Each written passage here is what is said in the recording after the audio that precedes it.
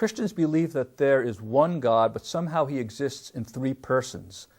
Now, what's that all about? Well, you know, I grew up in a Jewish home, and the cardinal tenet of Judaism is the Shema. Hear, O Israel, the Lord our God, the Lord is one. Yet that's not a statement that God is mathematically one. It's a statement of his uniqueness, that he alone is the one to be worshipped. And the reason Christians believe God is three in one is because that's where the Bible leads. For example, in the Old Testament we have many suggestions that somehow God is more than one in one. The Hebrew word echad, meaning one, is what's used of God's oneness, yet it's also often used about a compound, a multiple unity. The noun that's used for God in Hebrew, Elohim, is a plural noun.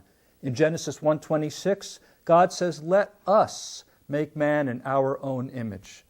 In 1 Kings 8:27, God fills the universe, yet the temple in Jerusalem. In Genesis 18, three men visit Abraham, and one of them is called God, then a man, then God, and then a man, back and forth. In Genesis chapter 32, Jacob wrestles with the angel or with the man all night, and when he's done wrestling, he says, "I've seen God face to face, and yet I've lived." And when we finally come to the New Testament, that's where things become clear. Jesus himself used the Old Testament name of God, I am, about himself. And Paul, the great Jewish monotheist who wrote so much of the New Testament, actually calls Jesus God in the book of Romans. God forgives sins, Jesus forgives sins.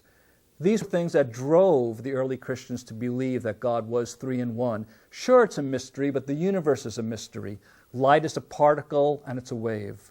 The universe is finite, yet it's expanding and it's curved. All mysterious things. Why should the Creator be any less mysterious than his own creation?